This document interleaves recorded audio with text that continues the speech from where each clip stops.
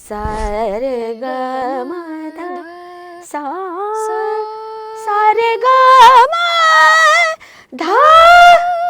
स्वर आणि लय हे अमूर्त आहेत, तर ते किती अमूर्त आहेत हे तेव्हा कळण्याचं वय नव्हतं. म्हणजे थोडक्यात कधी ओरडल्यात का तुला त्या? भरपूर भरपूर, अजून सुद्धा की माझे मिस्टर जायचे त्या ठिकाणी मंगळागौरीला आणि याला ते पुन्हा लावून यायचे, परंतु तिथे मिळणार Representative म्हणून म्हणजे ते तिथे जे जायचे. काही मिळणार आहे तिथे जे काय ते आनंदाने खाऊन पिऊन यायचे घर. की असेच दादा वेगळ्या प्रकारचा म्हणजे मला पाठीवर घ्यायचे त्यांच्या आणि असे नाचत नाचत इकडून तिकडे यायचे आणि बंदिश चालू असायची. मला असं वाटतं क्लासिकलमध्ये फॉल्सेटो आवाज इट्स नॉट एक्सेप्टेबल, पण ते इतकं जुळून आलं सगळं छान की दोन्ही परिवार संगीतातलेच आहेत, त्यामुळे इतकं प्रोत्साहन मिळतं मला.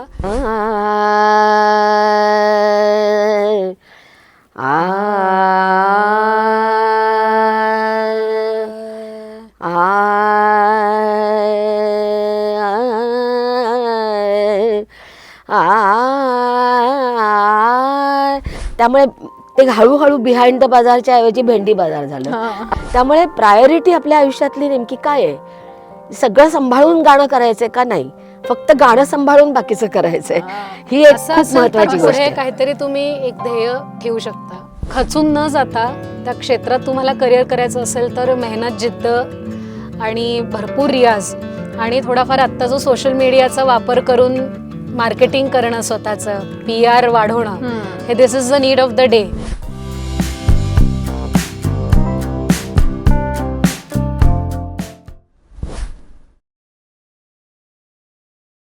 हाय, हॅलो, नमस्कार. मी रुचा मुळे. रोलिंग स्कोप या चॅनलवर तुम्हा सगळ्यांचं मनापासून स्वागत. आज आपण खास व्यक्तींशी गप्पा मारणार आहोत. या खास व्यक्ती शास्त्रीय संगीतामध्ये अतिशय दिग्गज आहेत आणि त्यातलं सगळ्यात पहिलं नाव आहे ज्यांना आपण सगळे ओळखतो, ज्येष्ठ गायिका अलकाताई देव मारुलकर आणि त्यांची मुलगी शिवानी मारुलकर दसक्कर. तुम्हा दोघींचं खूप खूप स्वागत. धन्यवाद. थँक्यू. मी जेव्हा मुलाखतीसाठी यायला निघाले आणि मी घरी सांगितलं की आज अलकाताई आहेत, तर माझे सासरे एकदम क्युरियस होते. अरे वा, अलकाताईंची गाणी ऐकत आम्ही मोठे झालोय, अलकाताईंना मी खूप वेळा ऐकतो. म्हणजे इथून ही सुरुवात झाली की अलकाताई त्या काळापासून आजच्या काळापर्यंत सगळ्यांच्या मनावर अधिराज्य गाजवणारे आहेत. पण त्यांच्या या शिक्षणाची सुरुवात झाली ती तुमच्या वडिलांकडे, तर राजाभाऊ देव यांच्याकडे तुमची शिक्षणाची सुरुवात झाली. तर त्याबद्दल तुम्ही काय सांगाल? कशा पद्धतीने तुम्ही या क्षेत्रात उतरलात? आणि मी म्हणेन तुमच्याकडे वारसाच आहे, म्हणजे आजोबा, आई आणि आता ताई तू पण, म्हणजे ओव्हरऑल 3 जनरेशन याच क्षेत्रात आहेत. तर याबद्दल तुम्ही काय सांगाल ताई? खरं तर नुसती सुरुवात झाली असं नाही म्हणणार मी. मला त्यांनी जवळजवळ 50 वर्ष पुढे गाणं शिकवलंय. बापरे. म्हणजे वयाच्या 91व्या वर्षी ते त्यांनी देह सोडला, पण तिथपर्यंत म्हणजे जवळजवळ मी म्हणेन की मला त्यांचं सानिध्य मिळत गेलं. आणि अगदी काटेकोर ज्याला तालीम म्हणतो आपण, माझ्या वयाच्या 4थ्या वर्षी माझ्या वडिलांनी मला गाणं शिकवायला सुरुवात केली. पण ते वय असं असतं ना, अवखळ वय असतं, त्यामुळे काय बसून समोर स्थिर बसण्याचं वयच नाही. मग येता जाता, खेळता खेळता, मजा करता करता अशा बंदिशी शिकवल्या. लहान म्हणजे छोटे ख्याल शिकवले थोडक्यात, आणि माझा आवाज असा तयार करून घेतला बऱ्यापैकी. मग 10 वर्षाची मी झाल्यानंतर मात्र अतिशय काटेकोर, अतिशय शिस्तबद्ध ग्वाल्हेर, किराणा आणि जयपूर या 3 घराण्यांची गायकी हळूहळू मला मिळत गेली. ती जवळजवळ म्हणजे माझ्या 10व्या वर्षापासून ते 30व्या वर्षापर्यंत म्हणजे 20 वर्ष अव्याहत तालीम होती.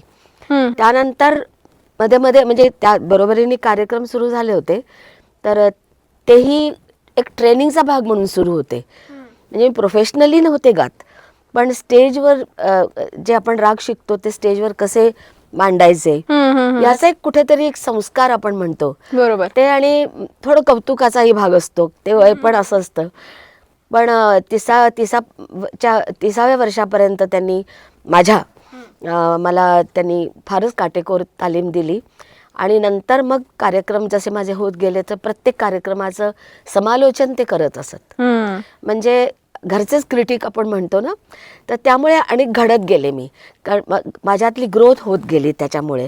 कारण मी कुठल्याही अशा संभ्रमात नाही राहिले की मला आता नाव मिळालं आहे, भरपूर यश मिळते, चला मजा आहे आता, असं नाही झालं.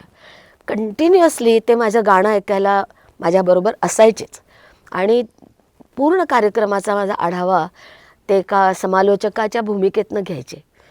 त्यामुळे इतकी ग्रोथ होत गेली आणि त्यांच्या वयाच्या 91 वर्षापर्यंत मी म्हटलं जसं की त्यांचं सानिध्य मिळालं.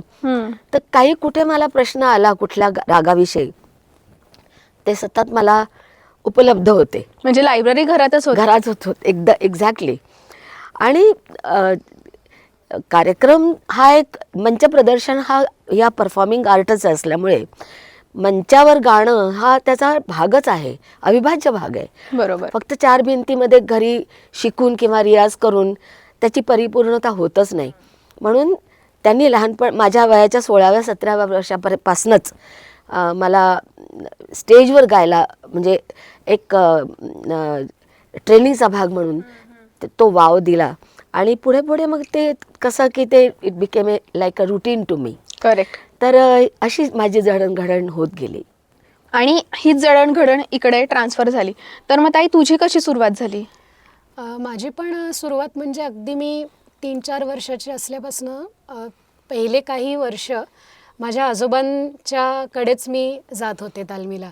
तर अगदी जसं आई म्हणाली की त्यावेळेला छोटे छोटे पलटे किंवा द्रुतबंदिशी असं हसत खेळत येता जाता असंच त्यांनी पण मला आणि माझा मामे भाऊ आम्हाला दोघांना ते एकत्र बसवून पलट्यांची तालीम, द्रुतबंदिशींची तालीम, सोप्या सोप्या पारंपरिक बंदिशी अशी त्यांनी मला जवळपास मला वाटतं 3-3.5 ते 4 वर्ष आधी त्यांच्याकडेच मी होते. कारण एक आजोबा म्हणून एक थोडी भीती पण होती आणि एक ते शिस्त त्यावेळेला त्यांच्यासमोर बसणं ते फार गरजेचं होतं. त्यामुळे आणि मग नंतर एक 4-4.5 वर्षांनी मग हळूहळू मग आईकडे तालीम म्हणतो रागांची विचार करण्याची तेव्हा क्षमता पण थोडीशी वाढली. तर असं सुरुवात झाली तिथून. मग मला एक गोष्ट सांगायला फार आनंद होतो की माझी शास्त्रीय संगीताची सुरुवात ही दसक्कर घराण्यापासूनच झाली. अर्थात म्हणजे ताईचे सासरे म्हणतात येईल माधव दसक्कर यांच्याकडे मी शिकायला सुरुवात केली आणि नंतर ताईकडेच गाणं शिकायला सुरुवात केली. त्यामुळे मी या फॅमिलीशी इतकी जोडलेली गेली आहे आणि त्यामुळे मी सगळा हा जो भाग आहे शास्त्रीय संगीताचा आणि वाढता परिवार हे मी खूप बघितलं. मला एक अजून वाटत आहे की लग्नाआधी आणि लग्नानंतर तू शास्त्रीय संगीताशी खूप जोडली गेलेली आहेस. म्हणजे मारुलकर परिवारातर्फे पण आणि दसक्कर परिवारातर्फे. याबद्दल काय सांगशील? ते म्हणजे भाग्यच आहे माझं की दोन्ही घराण्यांची इतकी म्हणजे 3-4 पिढ्यांची परंपरा आहे की अर्थात माझे जे मिस्टर आहेत ते इंजिनियर आहेत, डायरेक्टली ते तबला उत्तम वाजवतात, पण गाणं अतिशय छान कळतं त्यांना, चांगला कान आहे त्यांचा. त्यामुळे थोडासा माझा जो निकष होता लग्नासाठीचा की संगीतात करिअर करणारा नवरा नको होता मला, प्रोत्साहन देणारा नवरा हवा होता. पण ते इतकं जुळून आलं सगळं छान की दोन्ही परिवार संगीतातलेच आहेत. त्यामुळे इतकं प्रोत्साहन मिळतं मला की असं कुठे काही मला वाटलं नाही की खूप काही घरातल्या जबाबदाऱ्या पडल्यात माझ्या अंगावर आणि खूप काही त्यासाठी मला काही संगीताचा त्याग वगैरे करायला लागतोय, असं काही नाही. उलट वृद्धिंगत होत गेलं गाणं पण इथे तिथून दोन्हीकडनं. तर आईकडे मी अजून शिकते, पण सासरी पण गेल्यानंतर तेच वातावरण असतं, त्याच्यावर चर्चा होते, त्याच्यावरती छान आम्ही गप्पा मारतो संगीतावर. त्यामुळे ह्याच्यामुळे ज्ञानही वाढतं, वृद्धिंगत होते आपली, पण बुद्धी अजून तयार होते, ज्ञानात भर पडते प्रत्येकाची.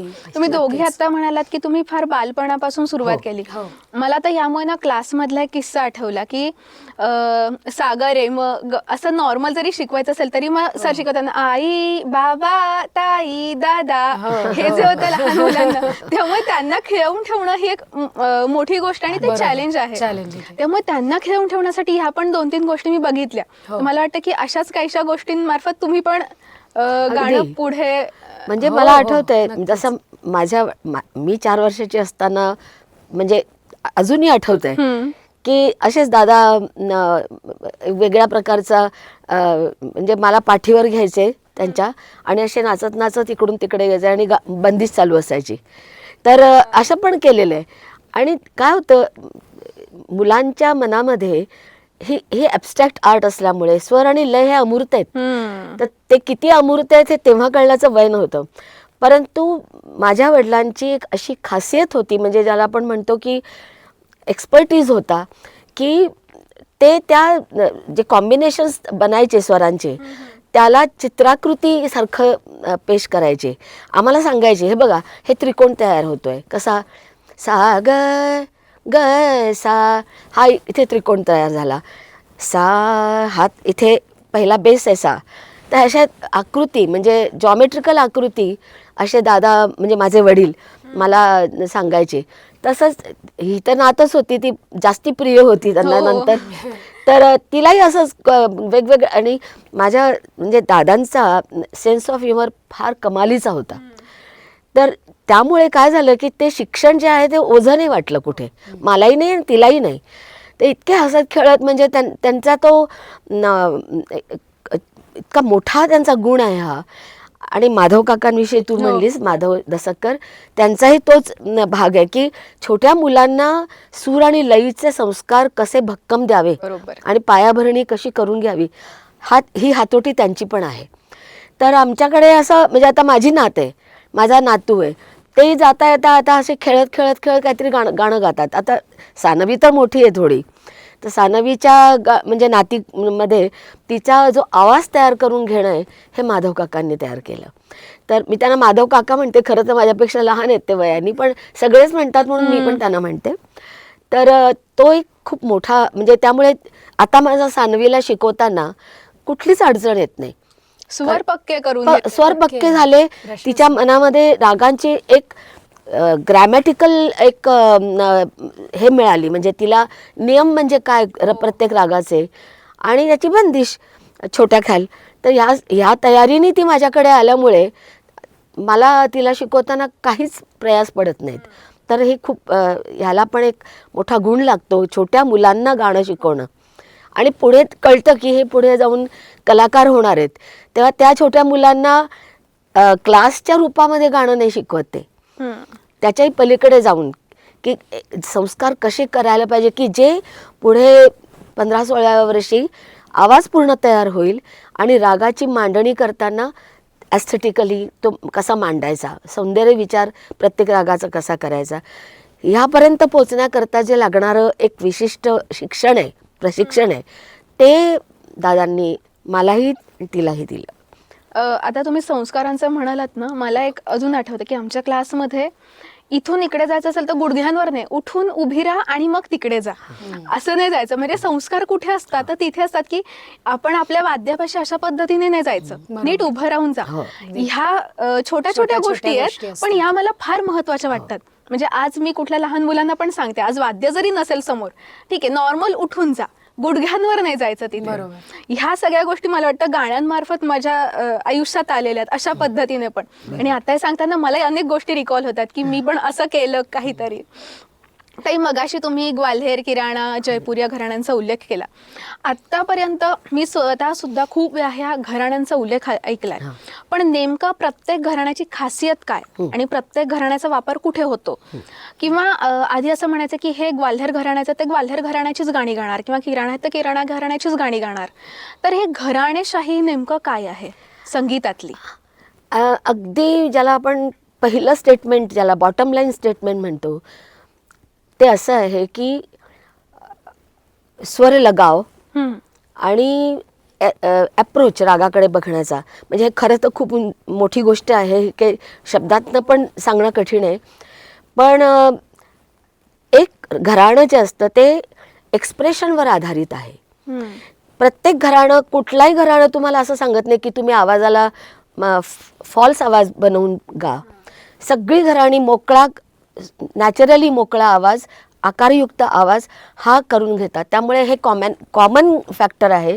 कुठलंही एस्टॅब्लिश्ड घराणं जे आहे ते कधीही असं सांगत नाही की तुम्ही मध्यसप्तकच फक्त गा, खाली नका जाऊ, वर नका जाऊ, असं नाही आहे. तर ते प्रत्येक घराण्यामध्ये खर्ज, मध्यसप्तक आणि तारसप्तकाचा पूर्ण आढावा प्रत्येक रागात आहे.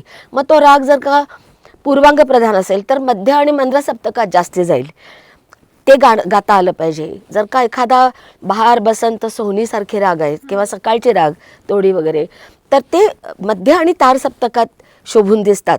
असं जर नियमच आपल्याला शास्त्रात दिलेला आहे तर त्याप्रमाणे रागाकडे बघायचं. हेच झालं, एक बाजू झाली.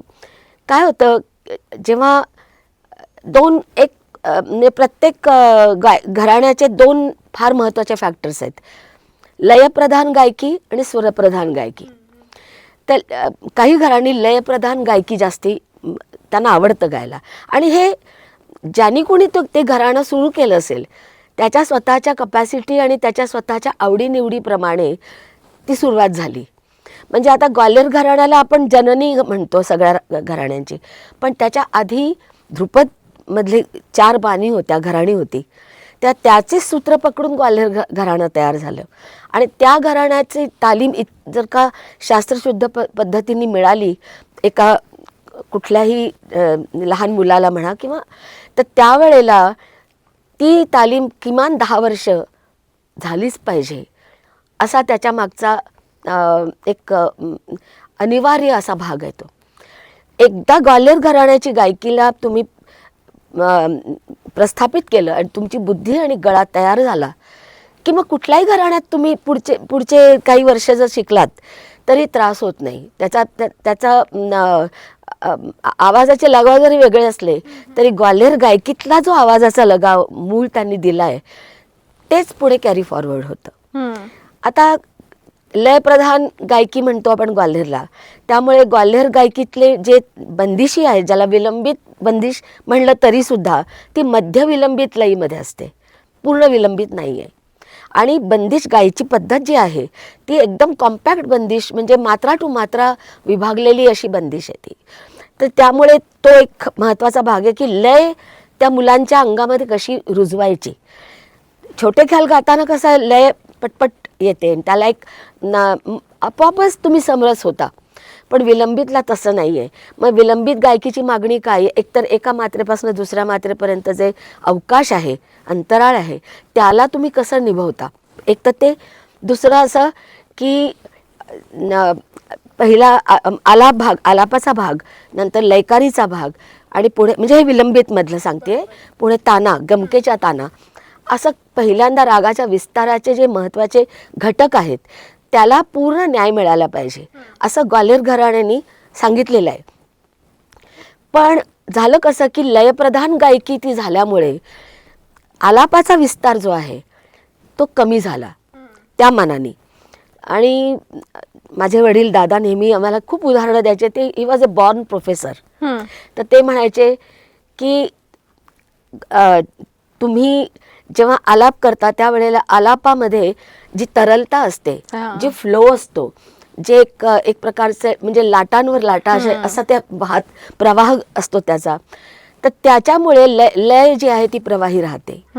पण आलापात तुम्ही कमी केलेत समजा काही कारणाने, आणि तुम्हाला असं वाटलं की आलाप गाण्यामध्ये थोडंसं आपण ड्रॅग होत आहे गाणं किंवा मागे जात आहे, तर ही चुकीची संकल्पना आहे. पण तरीही ग्वाल्हेर गायकीने जितकं लयप्रधान गाणं पुढे आणलं तितकंच किराणा घराण्याने बरोबर उलटं काम केलेलं आहे. किराणा घराण्याची लय जी मी ऐकली, आता तर नवीन जे कलाकार तयार झाले ते सुद्धा विलंबित जास्ती घेत नाहीत, पण उस्ताद आमिर खान साहेब यांचं गाणं आपण ऐकलेलं आहे. तर ते इंदोर किराणा घराण्याचाच एक बायलेन आहे ती. तर अतिशय विलंबित आणि आलाप प्रधान गायकी.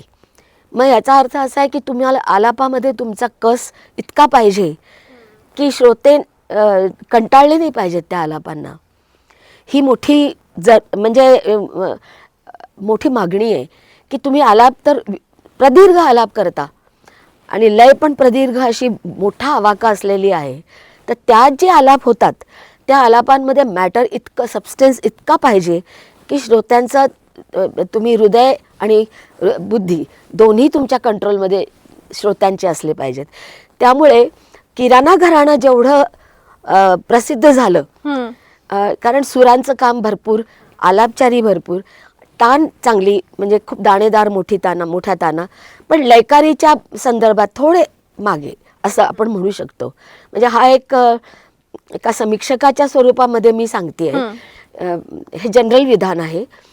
तर आणि रागही असे त्यांनी निवडले. आता ग्वाल्हेर गायकीला राग जास्तीत जास्त कुठले आवडतात? कामोद आहे, छायानट आहे, गौड मल्हार आहे, गौड सारंग आहे, संध्याकाळचा पुरिया धनाश्री समजा आहे, किंवा छायानट आहे, रात्रीचा बिहाग आहे, नायकी कानडा म्हणजे कानडाच्या प्रकारांमध्ये सोनी, उत्तर रात्री, असे ते राग आहेत की ज्याच्यात चपखलपणे कॉम्पॅक्टनेसनी असा तो पूर्ण गाणं बसू शकतं प्रवाही असल्यामुळे. किराणा घराण्याचं उलट आहे, मालकंस, तोडी, नंतर यमन, शुद्ध कल्याण, जे आलाप्रधान राग आहेत ते जास्त ते गातात. आणि त्यामुळे काय होतं की त्या जरी माहितीचे राग असले खूपदा ते गातात तरीसुद्धा काही ना काहीतरी नाविन्य त्याच्यामध्ये आपल्याला त्या कलाकार आणून देतात. आणि त्यामुळे ही जी गायकी आहे ही श्रोत्यांच्या आवडीची गायकी जास्ती आहे. सामान्य म्हणजे ज्यांना स्वर लय आवडते, कळत नसेलही, राग कळतही नसेल, परंतु तरीही ते समरस होतात त्याच्यामध्ये. आता पुढची जी स्टेज आहे ती जयपूर. तर ही निश्चितपणे बुद्धिप्रधान आणि अतिशय विकट अशी गायकी मानली जाते. त्यामुळे जयपूर घराण्याची गायकी शिकताना मोठे मोठे लोक सांगतात की तुम्ही आधी ग्वाल्हेर गायकी शिका, ते भक्कम पायाभरणी करून घ्या आणि मग तुम्ही जरी जयपूर घराण्यामध्ये तुमची इच्छा असेल जायची गुरूंकडे तर तुम्ही ती आत्मसात करू शकता, कारण ती कळायलाच खूप वेळ लागतो. कारण अनवट राग, दुसरं म्हणजे जोड राग, संमिश्र राग हे जयपूर घराण्याचे आवडते राग आहेत. म्हणजे त्याच्यामध्ये संपूर्ण मालकंस आहे, ललिता गौरी आहे, बिहागडा आहे, बहादुरी तोडी आहे, सावनी नट आहे, असे विकट आणि अनवट राग जे आणि जोड राग जे कसं जोडायचं, एका रागातनं दुसऱ्या रागात कसं जायचं, ह्याला लागणारी बुद्धी ती जयपूर घराण्यात तयार होते आणि तीच खासियत आहे त्याची. तर माझं भाग्य असं की दादांनी टप्प्याटप्प्याने 3 घराण्याची गायकी दिली. 10व्या वर्षापासून ते 15-16व्या वर्षापर्यंत फक्त ग्वाल्हेर, दुसरा नाही. त्याच्यानंतर बरोबर मी म्हटल्याप्रमाणे दुसरा एक्स्ट्रीम म्हणजे खूप शांत आलाप्रधान गायकी किराण्याची, ती 7-8 वर्ष शिकवली. आणि मग जेव्हा माझ्या बुद्धीचा त्यांना अंदाज आला की आता मला जयपूर गायकी शिकता येईल, गाण्याची तर फार पुढची गोष्ट, तेव्हा मग मला म्हणजे साधारण 25-1 वर्षाची मी होते तेव्हा मला जयपूर गायकी शिकवायला त्यांनी सुरुवात केली. त्यातले म्हणजे इतकं त्यांचं प्लॅनिंग इतकं कमालीचं होतं की लाईक अ सिलॅबस, एका युनिव्हर्सिटीचं सिलॅबस असावं तसा प्लॅन करून त्यांनी मला 3 घराण्यांची वेगवेगळी गायकी दिली. त्यामुळे शुद्ध पद्धतीची घराणी म्हणजे ग्वाल्हेरची राग असेल तर मी ग्वाल्हेरच्या पद्धतीनेच गाईन, सिद्ध केलेले राग आहेत ते. त्यामुळे असंच किराणा घराण्याचे हे राग जे आलाप्रधान आहेत, मुक्त स्वरविहार आहे, असे ते राग आणि जयपूर गायकी. तर हे सगळं झाल्यानंतर एक स्टेज अशी येते की जेव्हा तुम्ही घराण्यांच्या पलीकडचा विचार करता. वयाच्या 25 ते 30 वर्षापर्यंत हे सगळे घराणी वेगवेगळी कशी आहेत हे कळल्यानंतर आता त्यातले जे महत्त्वाचे सौंदर्य तत्व आहेत ती एकत्र करणं कुठल्याही रागामध्ये आणि मग तो राग आणि मोठा करणं, ही पुढची माझी शिक्षणाची हे होतं म्हणजे प्लॅनिंग होतं दादांचं. त्यामुळे कुठलाही राग मी गायले पुढे तर त्या रागामध्ये कुठे कुठे जयपूरचं ग्वाल्हेरचं एलिमेंट असेल, कुठे कुठे किराणा घराण्याचं एलिमेंट असेल, कुठे कुठे जयपूरचं पण एलिमेंट असेल. तर ह्या सगळ्या गोष्टी घराणेदार गायकी शिकल्याशिवाय कळणार नाहीत. त्या घराण्यांची आज आता कसं झालं आहे की श्रोते किंवा जे गायक तरुण मंडळी आहेत ते बहुश्रुत आहेत, त्यांनी खूप वेगवेगळ्या माध्यमातनं ह्या गायकी शिकलेले आहेत, ऐकलेली आहे सॉरी. त्यामुळे त्यांच्या कानावर ते पडतच असतं. म्हणून आपण त्यांना गुरूंच्या मार्गदर्शनाशिवाय आपण गावं असं कधी जर वाटलं तर भारतीय संगीतात असं होणार नाही. गुरुचं अनेक वर्ष सानिध्य पाहिजे आणि ती गुरु पद्धतीची जी एक परंपरा आहे ती परंपरा पाळूनच त्यांनी ह्या घराण्यांची गायकी शिकावी असं माझं प्रांजल मत आहे. त्यामुळे घराणी महत्त्वाची पण आहेत, पण घराणीचे चौकट फोडून पुढे जाणारे जे कलाकार आहेत तेही तितकेच वंदनीय आहेत आम्हाला. पण हे जे मूळ घराणं सुरू झालं ते मला वाटतं की साधारण त्या शहरावरून, त्या शहराच्या नावावरून असं काही सुरू Correct. झालंय का? ते बरोबर आहे. की ग्वाल्हेर मधून आले म्हणून ग्वाल्हेर घराणं. पण मग मला एक क्युरॉसिटी आहे, भेंडी बाजार हे पण एक घराणं घराणं आहे. आहे. हो. कुठून आलंय हे ते नाव? ऍक्च्युली ना ब्रिटिश काळामध्ये मुंबईला बिहाइंड द बाजार एक्झॅक्टली. हा हा असा एक हे होता, म्हणजे एक तो एरिया एरिया होता. होता तो. मला वाटतं चर्चगेटच्या आसपास कुठला तरी तो एरिया होता, क्रॉफर्ड मार्केट वगैरे ते. तर त्याला बिहाइंड द बाजार, ते जे कोणी राहत होते तिथे, अमानत, मला वाटतं अमान अली किंवा अमानत अली खान, मी कन्फर्म नाही आहे तेवढी, पण त्यांनी मग ती एक नवीन गायकी सुरू केली ज्याच्यामध्ये नोटेशन पद्धतीचा खूप वापर आहे आणि रसिकप्रिय अशी ती गायकी आहे.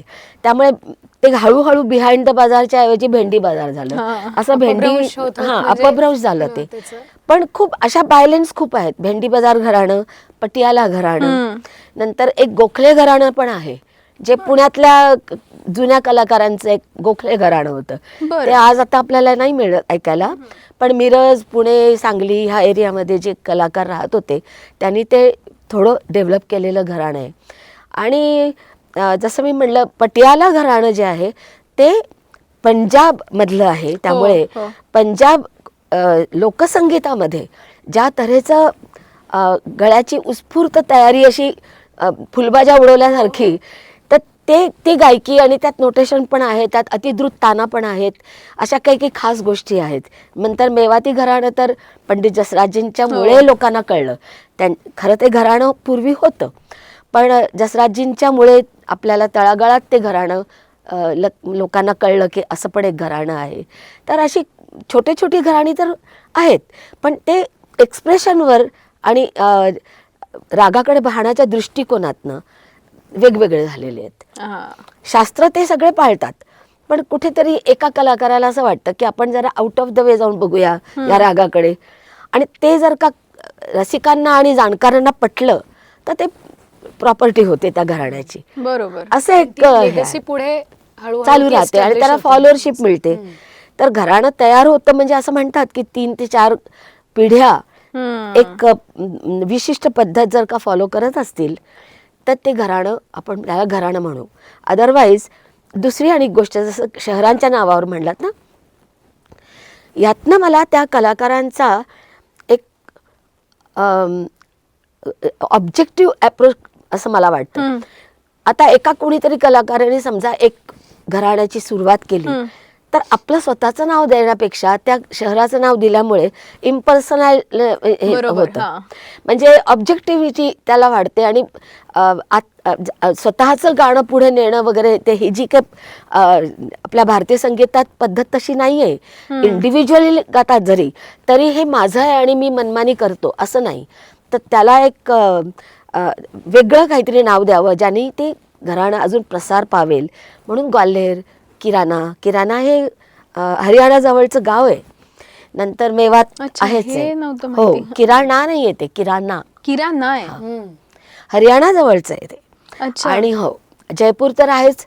जयपूरचा म्हणजे तो एरिया राजस्थानचा जो आहे, त्याचे मूळ जे आहे जयपूर अत्रौली पण म्हणतात. हो, जयपूर अत्रौली. तर अत्रौली हे युपी मध्ये आहे. पण ते दोन धारा आहेत, त्या धारा आहेत त्या, आणि त्या एकत्र म्हणजे सांगण्याची पद्धत आहे. फक्त जयपूर नाही म्हणत, बरेच वेळा जयपूर अत्रौली घराणं असं म्हणतात ते. त्यामुळे घराण्यांना एक व्यापक असा एक आवाका मिळतो. तर एकाच माणसाचं गाणं आहे, तेच त्यांनी पुढे नेलं तर ते इंडिव्हिज्युअली पुढे जाणं असं होतं. आणि मग ते शिष्य जे आहेत ते फक्त त्या कलाकाराला फॉलो करतात. त्याला घराण्याने म्हणता येणार आपल्याला असं. आपण फॅमिलीचा जो कन्सेप्ट ठेवलाय तोच घराण्याचा आहे. ताई, तुम्ही इतकं डीप आणि इतकं छान उत्तर दिलं ना, की जे या क्षेत्रामध्ये आहेत ना त्यांच्यासाठी एक योग्य मार्गदर्शनपर उत्तर मी म्हणेन की नेमकं प्रत्येक घराण्यामधला फरक काय आहे आणि घराणं म्हणजे काय. इथून तुम्ही छान उत्तर दिलं. पण हे आलं सगळं शास्त्रीय संगीतामध्ये. शास्त्रीय संगीताचं आपल्याला माहिती आहे की भरपूर अभ्यास आहे, भरपूर रियाज आहे, आणि त्याच्याशिवाय तुम्ही पुढे जाऊ शकत नाही. ताई, मला तुला जरा एक वेगळा प्रश्न विचारायचा आहे जो आता आपल्या बोलण्यामध्ये आला, की कुठल्याही घराण्यामध्ये फॉल्स म्हणजे फॉल्सिटो कुठे म्हणत नाही कोणी, पण हल्ली प्रत्येक ठिकाणी जर आपण बघितलं तर फॉल्सिटोचा अनेक जण वापर करतात. तर त्याबद्दल तू काय सांगशील? कारण आपण जनरली म्हणतो की जो तुमचा ओरिजिनल आवाज आहे ना तिथपर्यंत तुम्ही पोहोचायचा प्रयत्न करा. बरोबर. फॉल्सिटोमध्ये एक वेगळा प्रकार येतो. हां. तर त्यातला फरक तू प्रात्यक्षिक दाखवू शकलीस तरी चालेल तो, आणि त्याने होणारा परिणाम. मला असं वाटतं की क्लासिकलमध्ये सगळेजण आग्रही असतात किंवा गुरुजन बरोबर. आहेत ते आग्रही असतात की तुम्ही तुमचा नॅचरल व्हॉइस डेव्हलप करून तोच क्लासिकलसाठी वापरायला पाहिजे. मला असं वाटतं की फॉल्सेटो जास्त करून लाईट म्युझिकमध्ये किंवा भावसंगीतामध्ये किंवा आपण बॉलिवूड सॉंग्स म्हणतो त्या जॉनरमध्ये मला वाटतं जास्त वापरत असावेत, तेव्हा वापरतात रॅदर. पण मी being a classical artist specifically मला असं वाटतं क्लासिकलमध्ये फॉल्सेटो आवाज it's not acceptable in that way. कारण तो वरती एका विशिष्ट आपली रेंज झाल्यानंतर समजा वरचा आवाज एखादा लावायचा असेल, स्वर लावायचा असेल, कधीतरी तो वरती एस्टॅब्लिश करण्याकरता स्वर तो फॉल्सेटो लावला तरी चालतो. समजा सा रे ग म ध म ध नी इथपर्यंत माझा नॅचरल आवाज आहे. सा हा आता मी माझी पटजीब आहे ना मागची ही आतमध्ये करून तो व्हॅक्यूम क्रिएट करून तो मी फॉल्सेटो आवाज लावते जो मला फॉल्सेटोचा अर्थ माहिती आहे तसा. सा सा आ आ इथे मी शक्ती लावली जी नॅचरली पोटात नाही येते. फॉल्सेटोमध्ये युजली इथून गातात गळ्यातून आणि जो मोकळा आवाज म्हणतो जी म्हणजे ती कॉन्सेप्ट जी आहे ती इथून पूर्ण शक्ती लावतो आपण. इथून ते जाणवतं की अरे आपलं पोट पण असं खाली म्हणजे आतमध्ये असं कॉन्ट्रॅक्ट होतं, पूर्ण कॉम्प्रेस होतं. तर ती जी एनर्जी आहे तो जो फोर्स आहे एक ऑप्टिमम एनर्जी लावायला हवी. आणि आता बॉलिवूड सॉंग्स आणि सुगम संगीताचं मी खूप त्याच्याबद्दल नाही बोलू शकत कारण तेवढा माझा अभ्यास त्या जॉनरचा नसल्यामुळे तिथे ते कितपत चालतं, एक्सेप्टेबल आहे का नाही आहे, कसं आहे ते कलाकार जास्त स्पष्टपणे सांगू शकतील. पण क्लासिकलमध्ये शक्यतो फॉल्सेटो आणि चांगला पण वाटत नाही. आपण फॉल्सेटो हा शब्द जो वापरतो ना थोडा तो निगेटिव्हिटीकडे येतो असं, त्याला मॉड्युलेशन म्हणतात. म्हणजे मी जर का मला वरचे स्वर लावायचे तर मी ज्या जाडीचा आवाज मध्यसप्तकात लावतीये तीच जर का तिथे गेलं तर एक तर गळा म्हणजे एक ओरडल्यासारखा आवाज येऊ शकतो, दुसरी म्हणजे प्रचंड ताण येऊ शकतो. आता आम्ही म्हणजे इतकी वर्ष तर मी कॉन्सर्ट्स करते तर आम्हाला काय होतं की माईक असतो आमच्यासमोर आणि माईकचा असा वापर इतका होतोय आता की त्या माईक बाउंड आवाज पण तयार होतो. तर तो काय आम्हाला कोणी करू दिला नाही. म्हणजे माझ्या वडिलांनी पण नाही. मी रेडिओची टी व्हीची जवळजवळ 35-40 वर्ष आर्टिस्ट आहे तरीही मला आठवतं आहे की जयपूरला आम्ही होतो तेव्हा आणि पहिल्यांदा माझं जे कॉन्सर्ट आकाशवाणीत झालं तर तेव्हा मी फुल थ्रोटेड गात होते. तर तिकडचे इंजिनियर माझ्याकडे आले आणि ते मला म्हणाले की मैडम आपकी जो आवाज़ है उसमें ये जो सुई है वो उधर चली गई है और वो शायद टूट के बाहर भी गिर सकती है. इतना आपको आप एनर्जी लगा रही हैं सुर में. आणि तेव्हा सवय नव्हती ना. आकाशवाणीला माईकवर गायचं असेल तर कसा आवाज करायचा तर मॉड्युलेशन मग तेव्हा ते कामी येतं. Voice modulation. खर्जातला असेल तर खर्ज मला तिन्ही सप्तक आम्हाला एकट्यालाच गावं लागतात. आपल्याकडे वेस्टर्न म्युझिक सारखं नाही आहे की बास एक जण गात आहे, एक जण सुप्रानोमध्ये जात आहे. तर त्यांचा तो टिपिकल आवाज तयार करण्याची ती एक टेक्निक आहे. सुप्रानोमध्ये एक्सपर्ट असलेले बास नाही गाणार किंवा बासवाले खालचे त्यांचा जो एक ठरलेला फॉर्मॅट आहे आवाजाचा तो ते नाही चेंज करणार. पण classical music being an individual performance आम्हाला तिन्ही सप्तकामध्ये गावं लागतं. आता तिन्ही सप्तकात म्हणजे कुठपर्यंत तर दादांनी एक निकष दिला होता. मंद्र सप्तकाच्या पंचमपासून तार सप्तकाच्या पंचमपर्यंत तुमचा आवाज मोकळा लागला पाहिजे. मग पंचमच्या खाली तुम्ही गात असाल ही तुमची अचिव्हमेंट आहे, वरच्या पंचमच्या पुढे तुम्ही गात असाल ती तुमची पण अचिव्हमेंट आहे. बरोबर. पण जर का इतका तुम्ही, कारण रागाचा आवाका तेवढा मोठा आहे, आम्ही रागाला मध्यसप्तकात रेस्ट्रेन करून ठेवू शकत नाही. तर तिन्ही सप्तकात तो राग पूर्ण आपल्याला व्यापक बनवायचा आहे, तर हे तिन्ही सप्तकाचा रियाज व्हायलाच पाहिजे. बरोबर. मग तिथे मॉड्युलेशनचा विचार येतो. म्हणजे हिने आत्ताच असं गाऊन दाखवलं की वरच्या सा रे ग म ध सा रे ग म ध, इथे ही थोडा हा करावा आवाज लागतो इथपर्यंत modulate थोडासा. कुठेही आम्हाला म्हणजे सवय असल्यामुळे मुद्दाम इथून नाही गावं लागत, इथूनच गातो आम्ही. आतून येतो तो आवाज. हातून पण असा येतो. पण आवाजाची जी व्होकल कॉर्डची जी एक ठेवण असते त्याला मॉड्युलेट करून ते वरचे स्वर आम्ही blast नको लावतो. तर व्हायला त्यामुळे ते किंवा असं सुंदर तो- पण वाटतं. नाहीतर एकदम इथून तुमचा आवाज सा पर्यंत किंवा नी पर्यंत एकदम मोठा आहे आणि अचानक तुम्ही पिच चेंज केल्यानंतर एक पूर्ण म्हणजे रजिस्टर म्हणतात, आम्ही त्याला रजिस्टर म्हणतो, high register, low register, medium register हा शब्द आहे व्हॉइस कल्चरमध्ये. तर त्याला पूर्ण म्हणजे वेगळा आवाज होतो. त्यामुळे कसं होतं की वॉटरटाईट कंपार्टमेंट आवाजाला केल्यासारखे होतात, तसं नाही. तो आवाजाचा सा द म ग इथपर्यंत तुमचा लागलाच पाहिजे आवाज. नाहीतर तुम्ही खर्जाचे मग दरबारी कानडा म्हणा किंवा जे खर्ज प्रधान राग आहेत आणखीन ते गाऊच नाही शकणार. बरोबर. त्यामुळे ही जी 10 वर्षाची एक सिलेबस तयार केला आहे जो आवाजाचा, तो ह्यासाठी आहे की तुमची बुद्धी, तुमचा गळा हे संपूर्ण सिंक्रोनाइज होऊन तुम्हाला ज्या तऱ्हेची इडियम्स, ज्या तऱ्हेचे स्वरवाक्य गायची आहेत ती तुम्ही आरामात गाऊ शकता, खुलेपणाने गाण्याची खुलेपणाने मुभा गाऊ त्याच्यामध्ये. शकता. म्हणजे बुद्धीलाही कुठे अटकाव नाही, आवाजाला अटकाव नाही, तर बुद्धीलाही राहत नाही. मग तो असं आहे. ताई, आपण थोडंसं पुन्हा घराण्यांकडेच जाऊया. म्हणजे मला प्रात्यक्षिकांवर भर यासाठी द्यायचा, कारण सामान्य लोकांना यातले फरक माहीत नाहीयेत. तर समजा आपण एक घराणं आणि एक ओळ असं काही सादर करू शकलो तर छान वाटेल. बर. म्हणजे जयपूर घराणं आणि मग त्याची खासियत सांगणारी एखादी ओळ किंवा म्हणजे भेंडी बंदिश बाजार एक बंदिश असेल तरी चालणार आहे.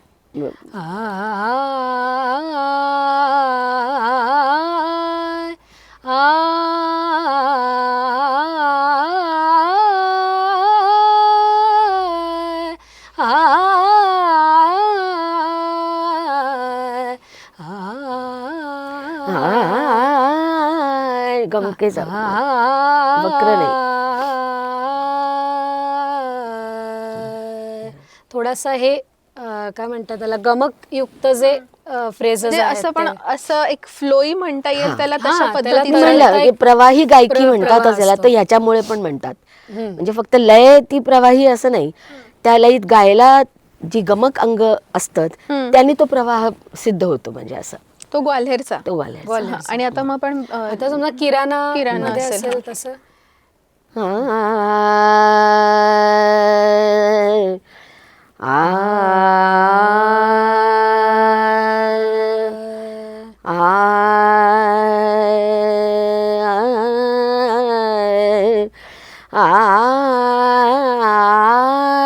आस घेऊन स्वरांची अशी अंजारत गोंजारत त्या स्वराला गा आणि ठहराव.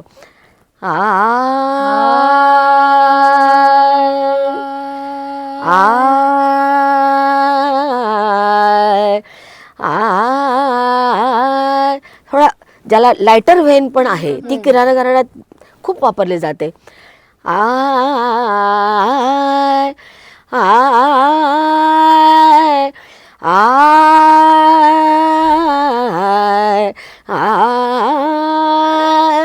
म्हणजे थोडा सरप्राईज एलिमेंट सुद्धा स्वर लावताना आय आय आय एक सुराचा आनंद देणं पूर्ण म्हणजे वातावरण हा. सुराने निर्मिती भरून त्याने जातं. हा, होते. त्यांनी काय होतं की जी लय किराणा घराण्याचे गायक घेतात विलंबित मध्ये, ते ठहरावामुळे स्वरांच्या ती भरली जाते, ते आवर्तन भरलं जातं. नाहीतर मग तुटक तुटक जर स्वर गायले तर ते ही लय आणि तुमच्या गाण्याची लय याला कुठेही मेळ बसणार नाही, बरोबर. असं त्यांचं हे आहे. आता जयपूर गायकीमध्ये बेसिकली स्वर लगावांचा विचार येतो तो फ्रेजेसनीच येतो आणि वक्रता आहे. म्हणजे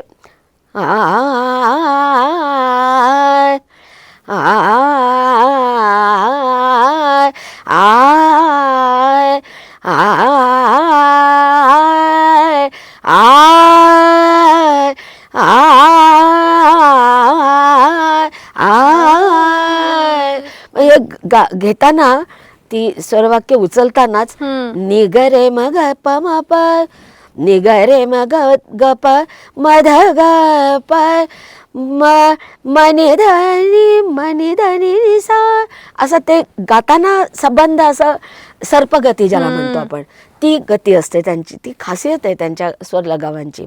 आणि ती मेळ खाते ते जे लय घेतात. मोस्टली जयपूर गायकी ही 3 ताल विलंबित मध्ये मोठे ख्याल जास्तीत जास्त आहेत.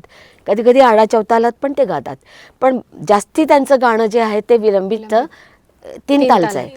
त्यामुळे 3 तालाची जी लय घेतली जाते म्हणजे ती आत्ता बोलून पण दाखवते, धा त्रक धिन त्रक धिन त धिन धिन धा, म्हणजे या तऱ्हेचं ते पेस तयार होते, त्याच्याशी मेळ खाणारी आहे. त्यामुळे ग्वाल्हेर आणि जयपूरमध्ये जरी दोन्ही कॉम्पॅक्ट गायकी गातात, पण दोन्हीमध्ये फरक असा आहे, ग्वाल्हेर गायकीमध्ये मात्रा टू मात्रा हिशोब आहे आणि जयपूर गायकीमध्ये मात्रांच्या मधला जो अंतर आहे, अंतराळ आपण म्हणतो, व्हॅक्यूम आहे, त्याच्याशी जोडतात ते आणि सूक्ष्म होतं ते, जास्ती सूक्ष्म आहे ते, म्हणजे लईला लपेटत प्रत्येक गोष्ट जाते असं ते. हा एक जनरल विधान आहे, अजून पुष्कळ त्याच्यामध्ये बरोबर सूक्ष्मातला सूक्ष्म फरक आहे. पण ज्यांना आता गाणं शिकायचंय किंवा शिकतायत त्यांना थोडं कळावं ह्या दृष्टीनेच मी सांगितलं आणि हिनी पण तेच केलं. तर त्यामुळे तिन्ही घराण्यांमध्ये ते चित्रच वेगळं, प्रत्येकाचा चेहरा वेगळा आहे, बरोबर असं झालंय. आता तुम्ही दोघी खरं इतकं छान गातायत ना, त्याच्यामुळे मला असं होतं की ठीक आहे पॉडकास्ट चालू आहे पण ही वेगळीच मैफिल माझी एकटीची सुरू आहे आणि त्याचा आनंद काहीतरी वेगळा असतो. ताई, आता तू जेव्हा गात होतीस ना तेव्हा ताईनी तुला 2-3 ठिकाणी सांगितलं की इथून सुरुवात कर, अशी कर. जनरली तू आत्ता ठीक आहे, म्हणजे आता एक मोठेपणी आहे, रियाज करतो आपण, माहिती आहे की केला पाहिजे, तेवढा वेळ दिला पाहिजे, पण लहानपणी जेव्हा तू रियाज करायची नाही त्यावेळेस कशा पद्धतीने ताई तुला सांगायच्या की रियाजाला बस, आणि कशा पद्धतीने त्यांनी मोल्ड केलंय? म्हणजे थोडक्यात कधी ओरडल्यात का तुला त्या? भरपूर भरपूर, अजून सुद्धा म्हणजे अजून सुद्धा मी त्या वेळेला बसले नाही रियाजाला की छेड, म्हणजे शब्दरूपी छडी असते का? बस कारण ते थोडंसं ते डिसिप्लिन किंवा तो एक स्ट्रिक्टनेस नाही समजा नसेल तर थोडं ढिले होतो आपण पण. कारण आता माझ्या मागे 2 मुलांची जबाबदारी आहे, त्यांचं करण्यामध्ये सगळा तो एक ॲडेड रिस्पॉन्सिबिलिटी आहे. त्याच्यातनं वेळ काढून तो जो वेळ ठरवलेला आहे, ताई म्हणते तो जो वेळ ठरवला आहेस त्या वेळेला तुला बसलंच पाहिजे. आधी कसं, लग्नाच्या आधी किंवा मी लहान होते तेव्हा मी दिवसातनं 3 वेळेला बसत होते. स्वतःचा रियाज पहिले खर्जाचा, मग आईकडे शिकणं, आणि मग परत दिवसभरात अजून एखादा रियाज विचार रागावरती जो शिकलाय त्याच्यावरती रियाज. तर त्यावेळेला लक्ष असायचंच जास्त.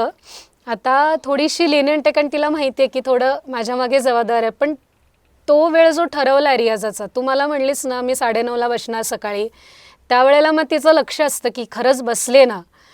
आणि आठवड्यातनं अजूनही मी शिकते तिच्याकडे, त्यामुळे तो वेळ आठवड्यातनं 2 दिवस मी शिकते, उरलेले दिवस मी माझा रियाज करते. त्यामुळे पण तो एक लक्ष आणि ते एक डिसिप्लिन अजूनही ती म्हणजे लक्ष असतं की ही बसते ना त्या वेळेला बरोबर. अजूनही असतं कारण जसं आहे ना, दादांनी माझ्यामधलं एक संगीत शिल्प घडवलं म्हणजे इतकी वर्ष ते मला मिळाले, नशिबाने तिलाही भाग्याने मी आता मिळाले. तर त्यामुळे काय होतं की मला माहिती आहे, मी स्वतः संसार केलेला आहे. मला हो. शिवानी झाल्यानंतर तिचं मोठं करण्याचं काम मी पण केलेलं आहे. पण काही गोष्टी अशा असतात संसारातल्या की जेव्हा बाकीच्या लोकांना त्या आपल्या फॅमिलीमधल्या जेव्हा लक्षात येतं की या वेळेपासून ह्या वेळेपर्यंत ही व्यक्ती कोणाचीच नाही आहे, फक्त ती तिच्याकरता आहे, तर कोणी सुरुवातीला जरा थोडं होतं ॲडजस्टमेंट करायला वेळ लागतो, पण पुढे पुढे ते कॉपरेट करतात, ते तुम्हाला प्रोत्साहन देतात. उलट माझ्या बाबतीत असं भरपूर घडलेलं आहे की माझा तो पिंड पण असा नाही आहे की एखादी सोशलायझेशन म्हणा किंवा इकडे जा तिकडे जा, यांच्या मंगळागौरीला जा नाही तर हळदी कुंकाला जा, तर मी गेलेच नाही कधी.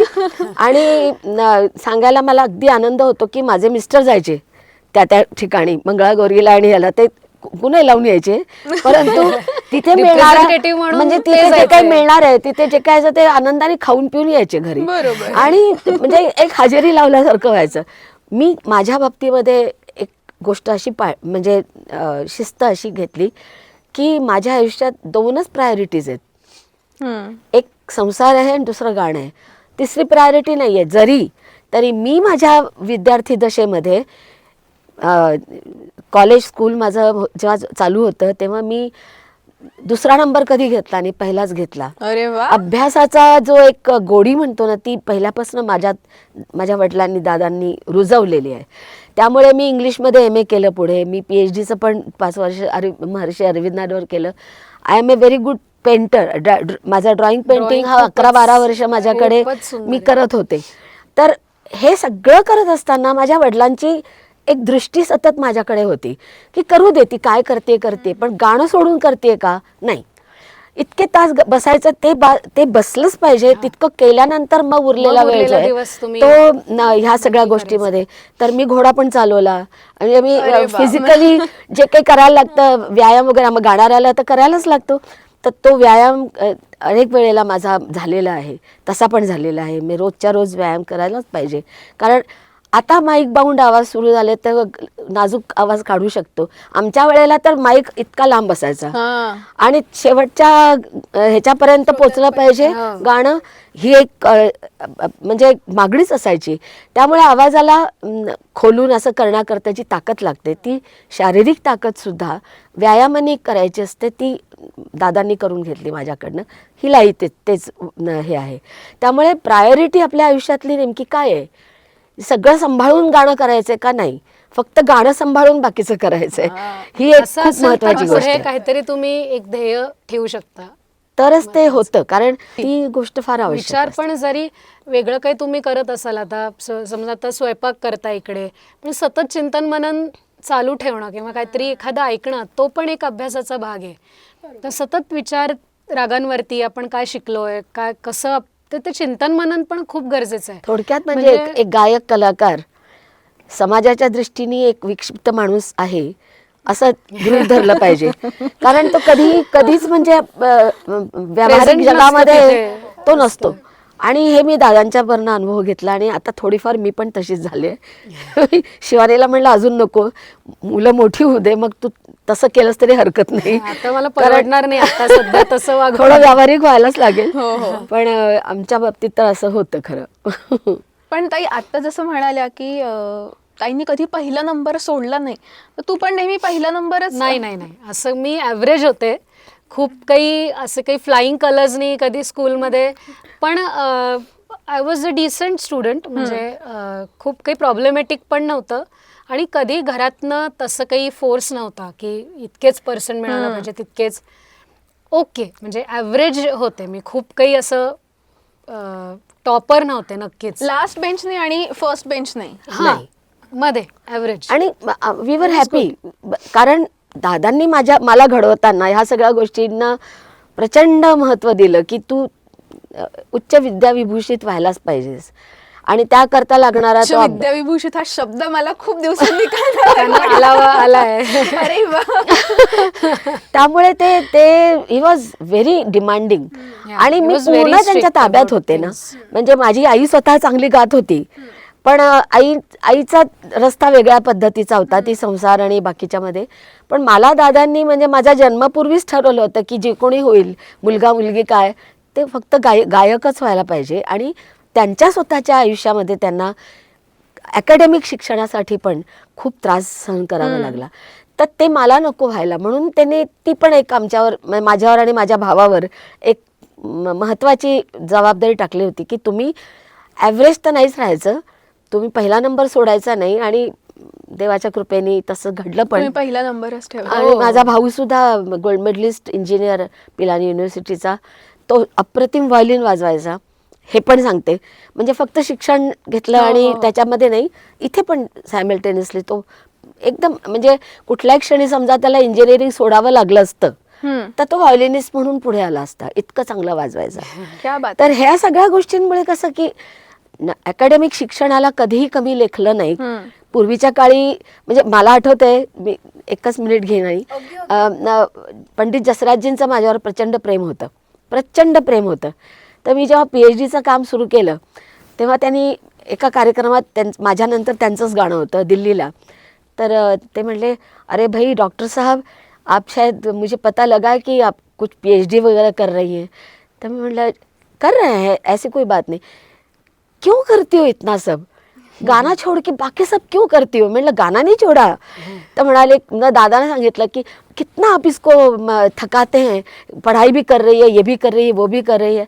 तर दादा म्हणले नहीं, ये सब उसी का खुद का डिसिजन है और वो कर रही है. शी इज म्हणजे दादांनी पण सांगितलं की Alka has 30+ hours a day. म्हणजे 24 तासाचा दिवस असतो ना, तर 30 तासाचा दिवस माझा झालेला. मला आठवतं मी किती 3 तासापेक्षा जास्त झोपले असेल कधी रात्री मला, कारण आयुष्यच माझं वेगळ्या पद्धतीने हे झालं.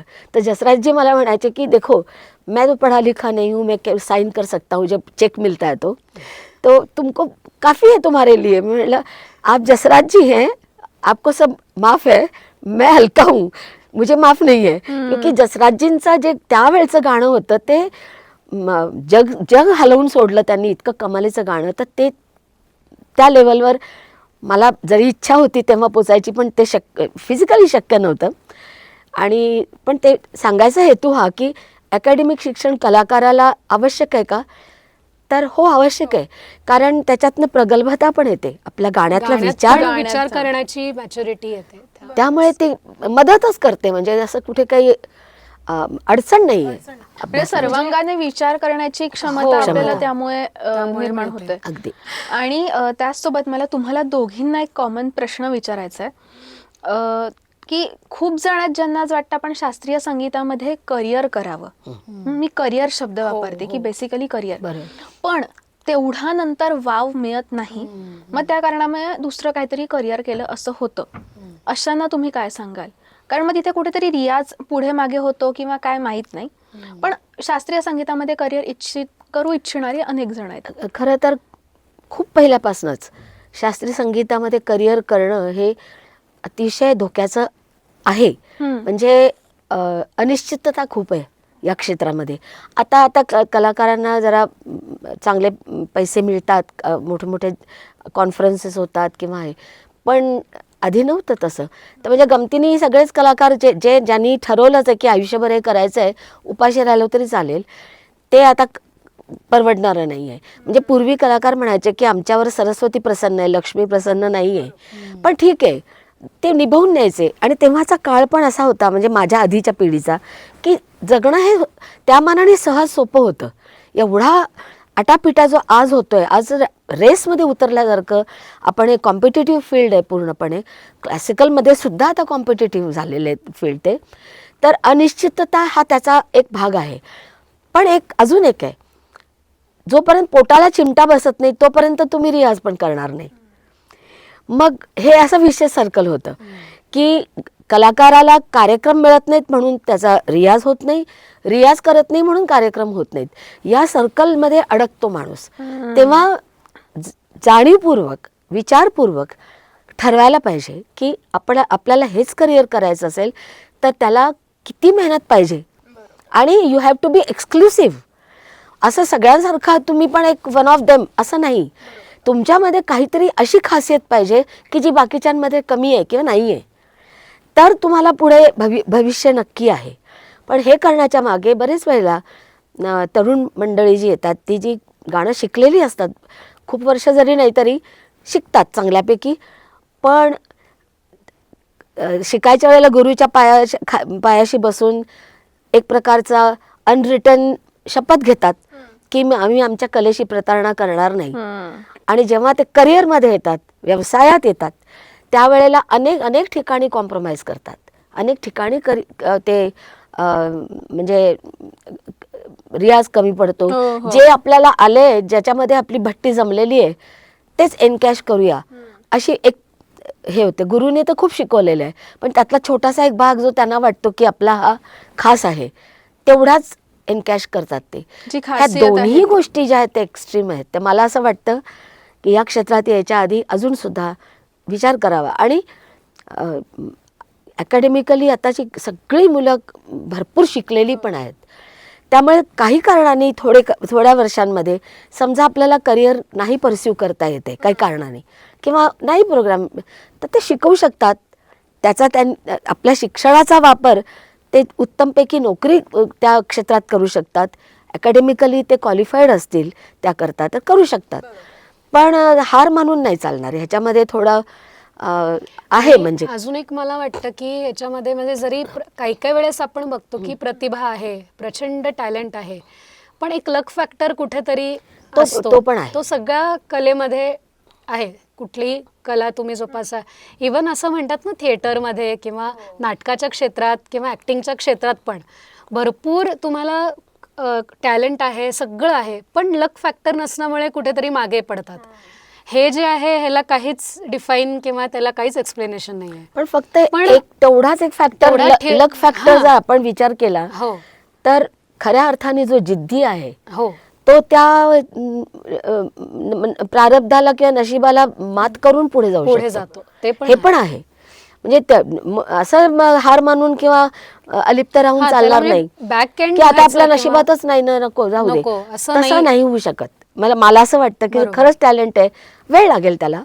कधी ना कधीतरी त्याचे दिवस ते येतीलच की येतीलच. जेव्हा लोक त्याला मान्यता देतील. असं आहे. ताई, तू काय सांगशील? म्हणजे हेच सगळं त्याच्यात आहे की जे आता नवखे सगळे आहेत यंगस्टर्स, आणि बरेच खूप चांगले करणारे आहेत. आणि आई आता जसं म्हणाले की आता व्यासपीठ पण मिळतं, भरपूर मिळतं. तर मला असं वाटतं की खचून न जाता त्या क्षेत्रात तुम्हाला करिअर करायचं असेल तर मेहनत, जिद्द आणि भरपूर रियाज, आणि थोडाफार आत्ता जो सोशल मीडियाचा वापर करून मार्केटिंग करणं, स्वतःचं PR वाढवणं, हे this is the need of the day.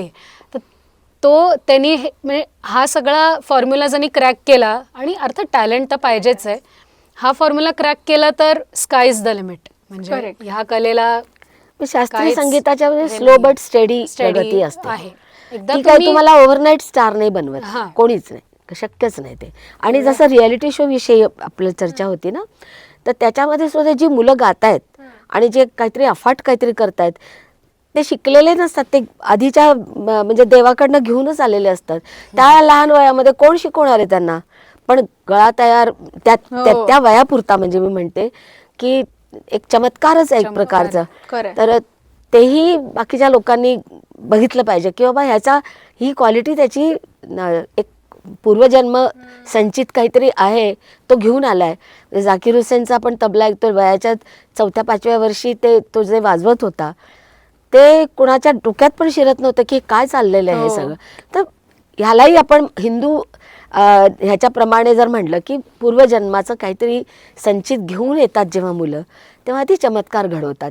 पण त्यांनाही रियाज आणि गुरुच्या सानिध्याशिवाय पुढे ग्रोथ नाही झाली तर प्रॉब्लेम आहे.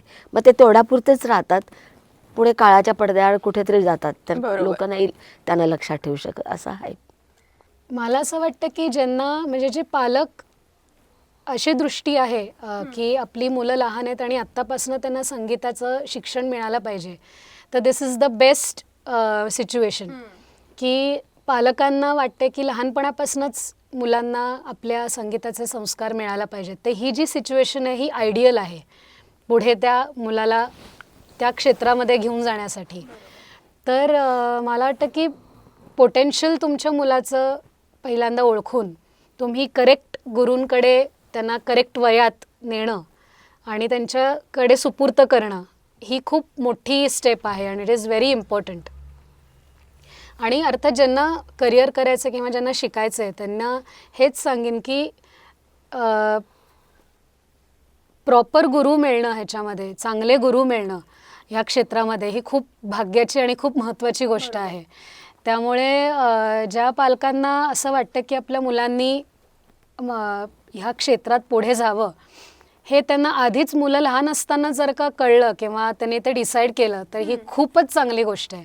कारण अगदी लहान वयापासूनच त्या प्रकारे संस्कार आवाजावरती, बुद्धीवरती हळूहळू चढायला सुरुवात होते आणि करेक्ट मार्गदर्शन मिळतं, करेक्ट टप्प्यावरती त्यांना तालीम मिळत जाते आणि मग हळूहळू मग अगदी पुढे करिअर करो ना करो हे सर्वस्वी त्या मुलांवरती आहे.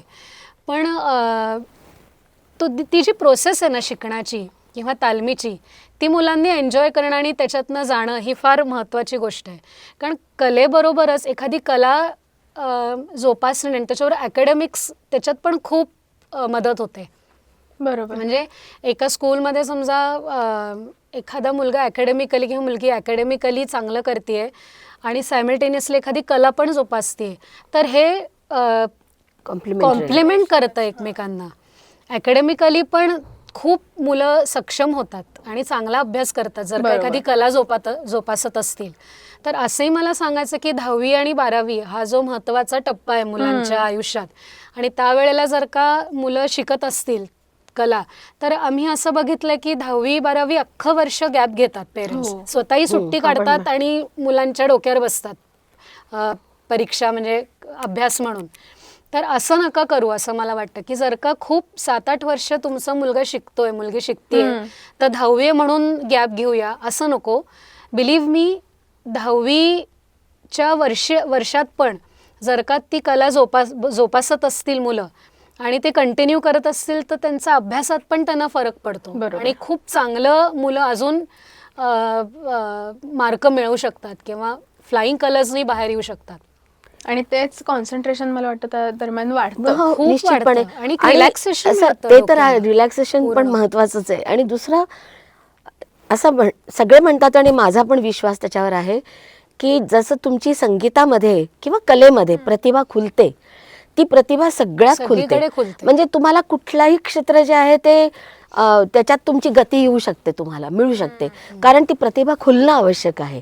दुसरं असं की जसं तिने सांगितलं की लहानपणापासून ॲट द करेक्ट एज, तर फिजिकल हा ऑर्गन आहे. आम्ही गाणं म्हणतो म्हणजे व्हॉइस मॉड्युलेशन काय सगळं करतो जे, ते व्होकल कॉर्ड जी आहे ती लहान मुलांची खूप नाजूक असते. तेव्हा त्याही बाबतीत मी दादांना म्हणजे किती त्यांचे धन्यवाद देऊ की 4थ्या वर्षी ठीक आहे, मला तर त्यांना कळलंच होतं की ही वर्ण थोडंफार घेऊन आली आहे, ते मजा घेत होते. पण 6 वर्षात त्यांनी तालीम अशी मला त्यांनी दिली नाही. 10व्या वर्षी सुरू केली, कारण तोपर्यंत माझं हे जे मसल्स आहेत किंवा जबडा आहे, व्होकल कॉर्ड आहे, त्याला थोडासा एक टफनेस आला. आणि मग जो रियाज तो म्हणजे सकाळचा 2-2 तासाचा एक ताण घेऊन मी केलेला आहे रियाज. 2 तास मला म्हणजे उठायचीच नाही मी. आणि तेव्हा तर तेच सांगायचे, मला तेव्हा कळायचं नाही, पण ते सांगायचे की हा रियाज व्हायलाच पाहिजे. तर तो जो खडतर रियाज आहे तो करण्याचं पण एक वय आहे, त्याचा फिजिकल ह्याच्यावर परिणाम होऊ नये. कारण आता काय होतं, जसं आपण रियालिटी शोमध्ये बघतो की छोट्या छोट्या जागा, हरकती, मुरक्या वगैरे मुलं त्यावेळेला घेत असतात, पण जेव्हा ते सतत गात असतात त्यावेळेला हळूहळू त्यांच्या व्होकल कॉर्डवर परिणाम होऊन ते संपूर्ण बोजड व्हायला लागतात त्या मसल्स, आणि मग ते पुढचं त्यांचं आयुष्य जे आहे ते पॅथेटिक होऊ शकतं. तेव्हा ही खूप ह्याच्या मागे शरीरशास्त्र आहे, त्या शरीरशास्त्राप्रमाणेच तालीम द्यावी मुलांना. आपल्या जर पेरेंट्सना वाटत असेल त्याच्यात गती आहे किंवा त्याच्यामध्ये बेसिक टॅलेंट आहे, तर ज्या गुरुकडे ते पाठवतील तिथे ते गुरु बरोबर त्यांना सांगतील की तुम्ही प्रेशराईज करू नका मुलांना. आता आम्ही जे देतोय त्यांना त्यांच्या कलाकलांनी घ्या, पण एक वेळ येईल 10 ते 11व्या वर्षी की जेव्हा पूर्ण शरीर त्यांचं हे सगळं सहन करायला तयार असेल. त्याच्या पुढचीच स्टेज आहे तालीमची, दॅट शुड बी नॉनस्टॉप आपण म्हणू, कन्सिस्टंट. त्याच्यात कन्सिस्टन्सी पाहिजे, फार महत्त्वाचा विचार आहे. महत्त्वाचं आहे. तुम्ही आज संगीताच्या इतक्या सगळ्या बाजूंवर बोलला आहात. म्हणजे आपण घराण्यांबद्दलही बोललोय, रियाजाबद्दलही बोललोय, पुढच्या पिढीनं कसा अभ्यास करावा याबद्दलही बोललोय. मला वाटतं की ह्या शास्त्रीय संगीताच्या गप्पा असं जरी म्हटलं तरी काही हरकत नाही. आणि तुम्हा दोघांशी गप्पा मारताना मलाही फार नवीन माहिती मिळाली. माझे जे कॉन्सेप्ट्स होते, माझे काही कॉन्सेप्ट क्लिअर झाले. त्यामुळे तुम्हा दोघांचे मनापासून आभार.